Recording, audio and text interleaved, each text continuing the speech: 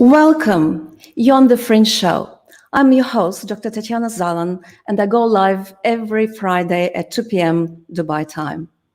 The Fringe helps you to navigate the rapidly changing world and increase the odds of your success. Here we talk about technology, startups, and mental models of successful entrepreneurs so that you too can take advantage of the opportunities that are offered to us in the new digital world. This is a live show. It's just a reminder. And so please make sure that you allow Facebook and StreamYard to identify yourself so that I can see your names and can reply to you in person if necessary. So please comment, ask questions, and as we go on the go, really. Yeah. Hello to you. There are a couple of people I know. Hello, Larissa. So great to see you guys. Girls, ladies, wonderful. As you probably, it's my second show ever. Last time I had my first show ever, and you probably would remember that I talked about three things that excite me as far as technology and different ideas go. We talked about Bitcoin and cryptocurrencies, life extension and age reversal, and we also talked about an interesting idea of startup cities and nations. And today we're going to continue on the topic of Bitcoin and cryptocurrencies. Today's show topic is myths and half-truths about Bitcoin and cryptocurrencies. And there are a lot of them, as you will see. We will discuss three of them in particular.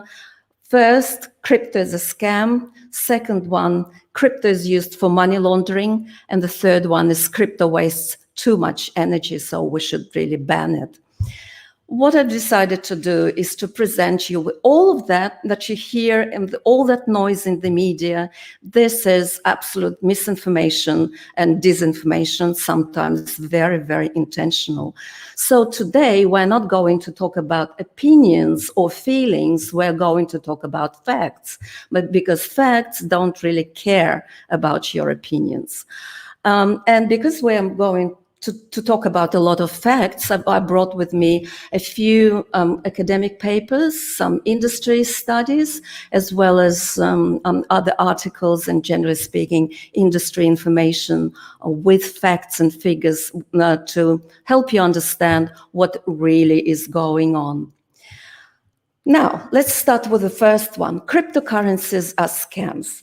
Let me quote a couple of very famous people here, and one of the first is Charlie Munger, who is Berkshire Hathaway, and he's a famous investor, a great investor, one of the greatest of all times, but he described Bitcoin as disgusting and contrary to the interests of civilization. Warren Buffett, also of Berkshire Hathaway, another famous investor, value investor, he called Bitcoin a delusion and a red poison squared. Bill Gates, another famous entrepreneur, and said that Bitcoin is a greater fool theory investment and that he would short it if he could. There was a recent New York Times that ran a story that said Bitcoin will ruin the planet because, of course, it wastes too much energy. The Financial Times, again, recently said, well, it's ideal for criminals, terrorists, and money launderers. Another prominent economist, Jeffrey Sachs, said Bitcoin offers nothing of social value. And of course, the president, the ex-president, the ex-chief of the International Monetary Fund, Christine Lagarde, has to step in and say something about that as well. So she called it a tool for totally reprehensible money laundering activity. So I want to ask you a question, and that's kind of a bit of a rhetorical question. When was the last time that Gates, Munger, and Buffett have recently dealt with conflicts, war, terror, rampant corruption, triple-digit inflation, and lack of political freedom? When was the last time that they did that? Why do we have to look at the world through the lens of developed country, if you wish, from a very elitist perspective as well? Let me ask you this question. Maybe some of you will know the answer, or at least approximately. How many people do you think are like you and me? Me coming from Australia, Australian dollar is pretty stable currency. Well, British pound, Japanese yen, Canadian dollar, maybe Swiss franc as well. They're all stable currencies. How many people do you think in the world live in the world of stable currencies? People who are coming from liberal democracy, from this position, then people who have got stable property rights, people who've got free speech, functioning legal system, and kind of not very high inflation. How many people do you think live in the world like that? Well, I don't know, I don't see any answers coming, but it's 13%. So it's a very tiny percentage of the population. The rest of the world, the 87% are born into autocracy, considerably less trustworthy currencies. 4.3 billion people live under authoritarianism, and 1.2 people live under double or triple digit inflation. So I think it's really wrong to look at the world from this developed economy perspective. If you, 13%, correct. If you look at what's happening now, if you're following the media, El Salvador just a few days ago announced that they are passing the bill in the parliament to introduce Bitcoin as legal tender. And it's not just that, it's not just El Salvador, which is not a very big country, but Panama, Paraguay, Brazil, Mexico, and Argentina are now also considering introducing Bitcoin as legal tender. So that's one kind of perspective on all crypto scams and what should we do about it. Well, we should probably look at the world slightly differently and not be disingenuous in that way. The second part of this kind of conversation that cryptocurrencies are scams, well, let's look at any startups. We would tend to talk about cryptocurrencies as currencies, but in fact, they're not really currencies. Most of them are not. Most of them are projects, early startup projects, and they are crypto networks, as I would have called them. If you look at DeFi, the whole decentralized finance space, well, it's really a prototype for a new financial system that we're seeing there. And there are products that they're looking or working on that are not even available to a retail investor. For example, short-term borrowing and lending, it's available for institutional investors, but not really to us, retail investors. Some of the things we can only read in the textbooks, like AMA, so-called automatic market making, only in textbooks, and yet this decentralized finance is now implementing this idea. What does it tell you? What it tells you is that it's just a plethora of startups that are trying to do completely different things in the face of market and technological uncertainty. And yes, some of them are scams. Really very open scams, but a lot education of the customer would really help. Some of them are just bad projects. They are just like any other startups that will fail. They don't either have product market fit, they probably don't have a good community, and community is absolutely important for crypto because of adoption.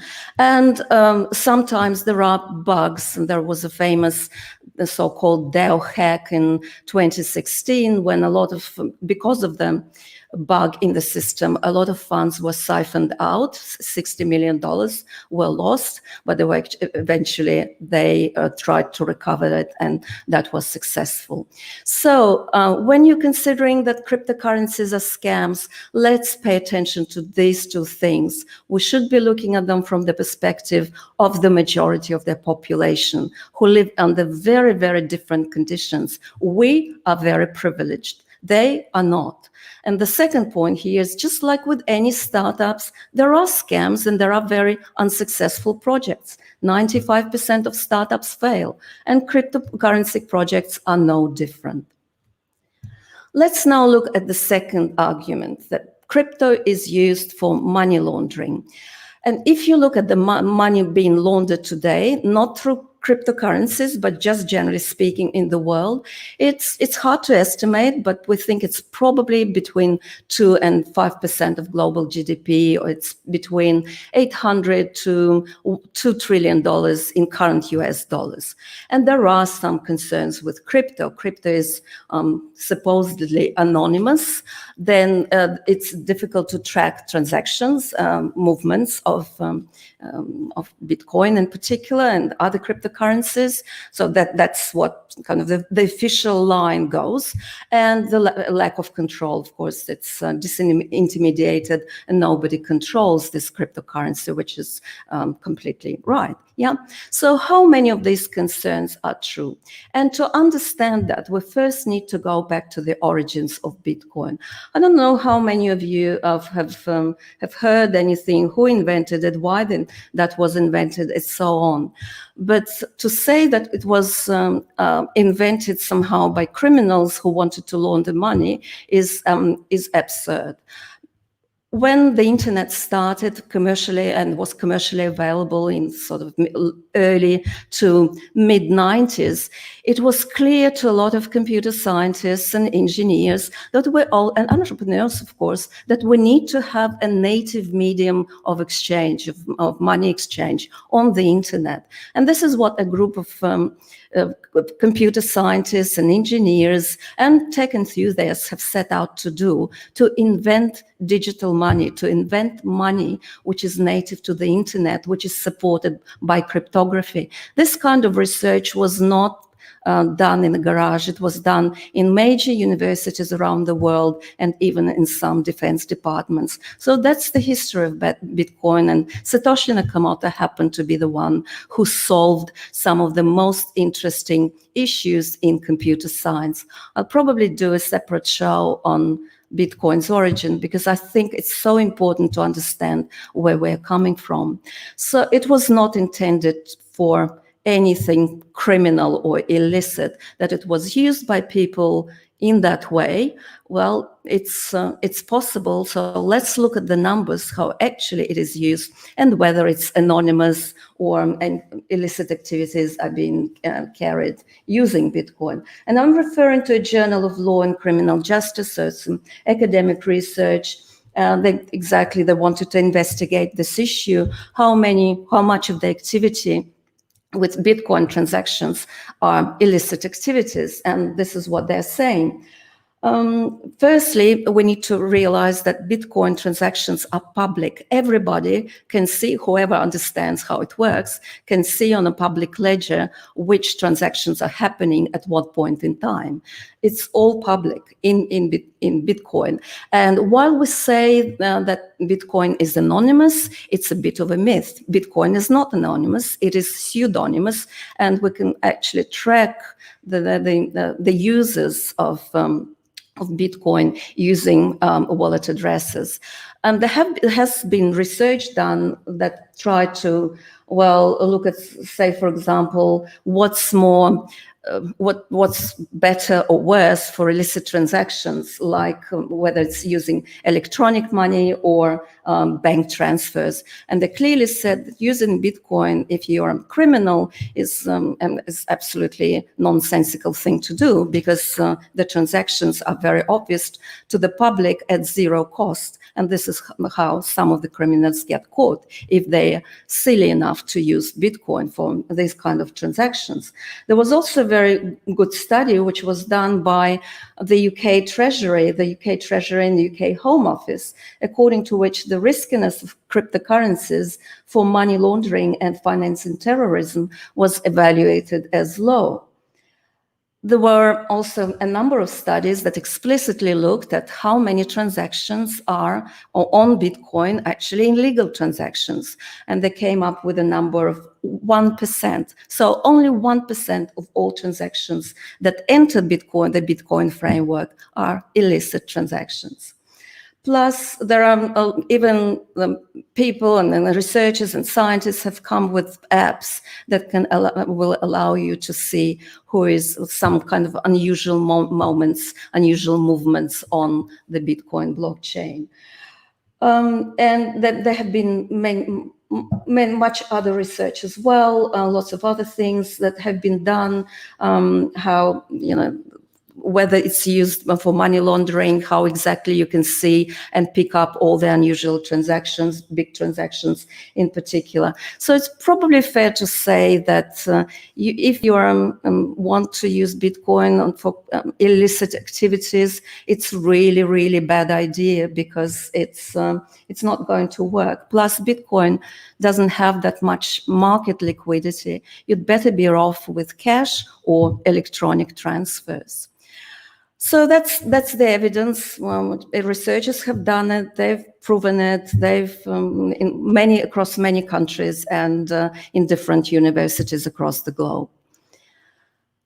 That's the second misconception. Now let's move on to the third myth. And the third myth is also my favorite one. Crypto wastes too much energy. And let me just give you a flavor of what people are saying, different people are saying about Bitcoin wasting too much energy. One is Elon Musk and Tesla. At first they decided that they will accept Bitcoin as payment for Tesla cars. Then they came up with the announcement that we're concerned about rapidly increasing use of fossil fuels for Bitcoin mining and transactions, especially coal, which has the worst emissions of any fuel. Senator Elizabeth Warren, I just watched her recently, came up with saying on Twitter, Bitcoin requires so much computing activity that it eats up more energy than entire countries.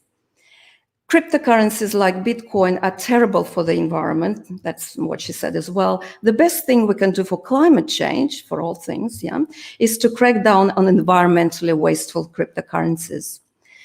Janet Yellen, and she's the US Treasury Secretary and top economic advisor of President Biden. She described Bitcoin as an extremely inefficient way to conduct transactions, saying the amount of energy consumed in processing those transactions is staggering.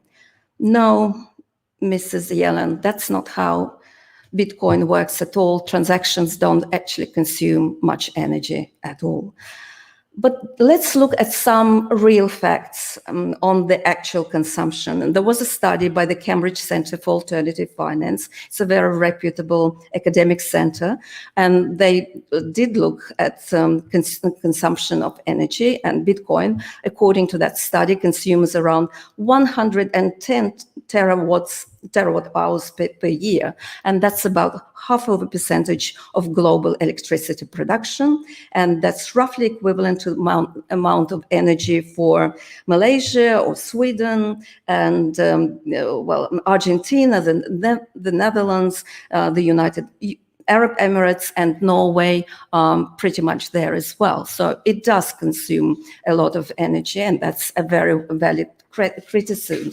But there is a lot more to this argument than just this wasteful energy, because you cannot equate energy consumption with carbon emissions. These are two different things. What you can do and should do is that you need to know the precise energy mix. So how much of this energy that Bitcoin consumes is clean energy, carbon neutral energy, maybe it's hydro, and so on.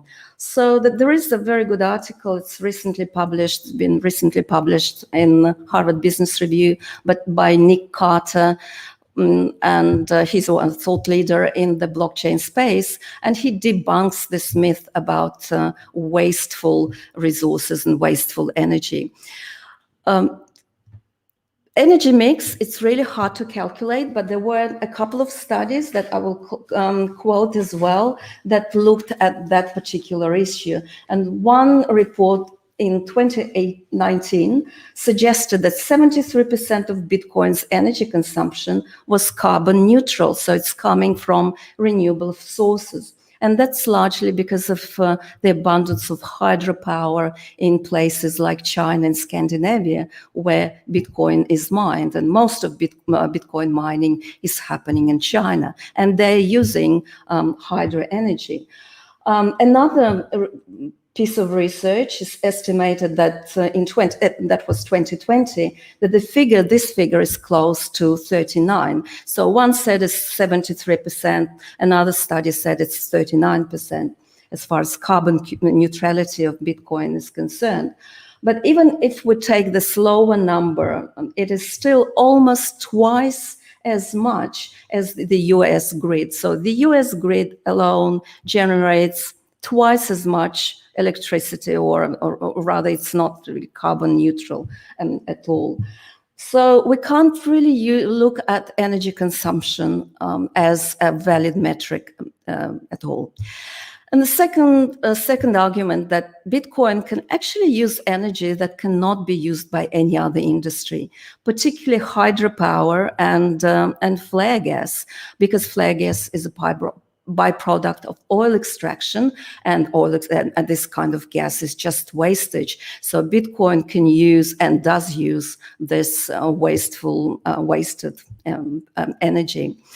Plus, what we need to understand is that it's Bitcoin mining that consumes a lot of energy. It's not Bitcoin transactions, as some people are saying. That's incorrect.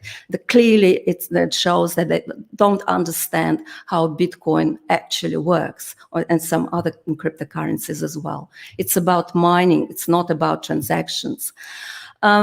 And that leads us to another very critical misconception, is that Bitcoin's footprint is growing exponentially somehow. And there is one report that I would also want to quote that said, it's very widely reported, 2018 study, recently cited in the New York Times, that said that makes the shocking claim that Bitcoin could warm the Earth by 2 degrees Celsius. But there is very good reason to believe that that's not going to happen, because firstly, just like any other industry, Bitcoin is reliant on carbon, and there is more and more push away from carbon and towards more renewable sources of energy. The Bitcoin mining industry is absolutely no different, because miners are business people that are incentivized to go after cleaner and cheaper and better energy. Plus, it is wrong to believe that the crypto community is not doing anything about the environmental sustainability of Bitcoin. On the contrary, there was a recently signed crypto climate accord, which just kind of united under this idea that we need to make mining more sustainable. The second largest cryptocurrency in the world, second largest network, which is Ethereum, well, it's moving from this sort of wasteful proof of work consensus to a different type of consensus that doesn't consume energy at all. It's called proof of stake. It's a little bit technical, but when I do another show, I'll try to explain how Bitcoin mining really works. Plus, and this is even more important than all the points made before, Bitcoin is designed in a way, it's designed in a special way, and it's kind of it has inbuilt constraints on the number of transactions it can do at a particular point in time, and also on the revenues of miners. That's in Bitcoin's code, and nobody will ever be able to change this code. So there will be a moment when all mining revenues will stop, they will go to zero, and miners will only be living, so making their profits out of transactions. And transactions, as we've just seen, they do not consume a lot of energy. So Bitcoin is clean and energy saving. Well, not yet, but it will get there. And just before maybe we go, let me quote another study that was done by an investment firm. And they are also because they are an investment firm, they invest other people's money, and they're very much concerned about, is it clean? Is it not clean? Will our investors want it? And so on. This particular company, it's ARK Invest, an investment company. They invest in disruptive technologies only.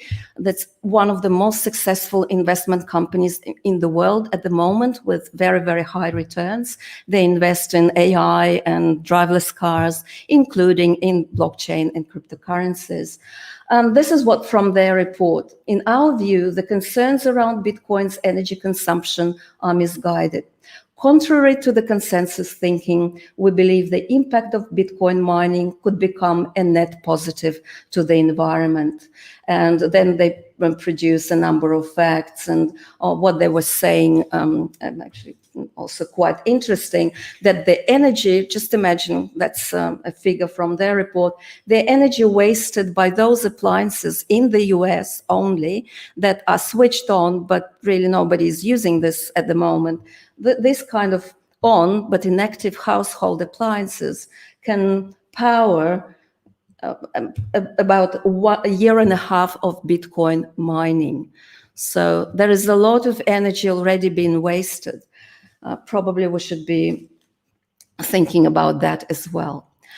But the real issue, yeah, Ian is saying, hi, Tatiana, very interesting. Yeah, yes, and unfortunately, a lot of people refuse to understand it. But the real issue is that, well, is Bitcoin worth it?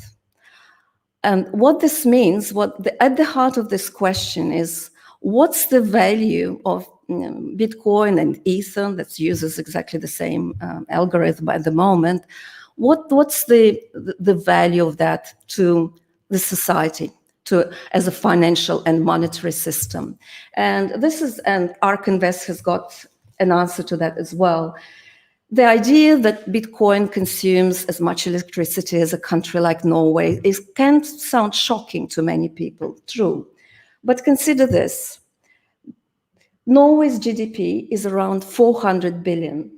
The total economic value that Bitcoin secures, and that's reflected in its total market capitalization, is around 1 trillion.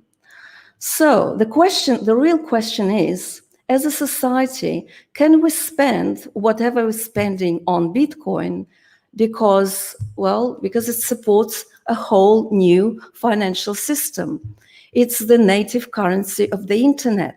Can we afford, at least for the short term or medium term, until all the mining revenues can run out, can we support Bitcoin? And I think the answer is yes. And this is what El Salvador has said, and they're basically using sustainable energy. They're starting a plant using volcano energy, believe it or not. So I think we need to be a lot more nuanced when we come to all these misconceptions.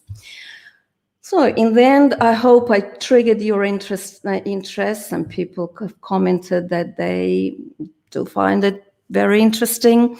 We have debunked these 3 myths. The first myth is crypto is a scam. No, it's not. It's a breakthrough in computer science, and people should would rather, get their heads around that. Apparently, they don't want to. The mainstream media don't understand that. We need to educate them.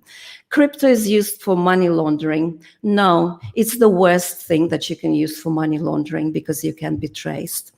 Crypto wastes a lot of energy.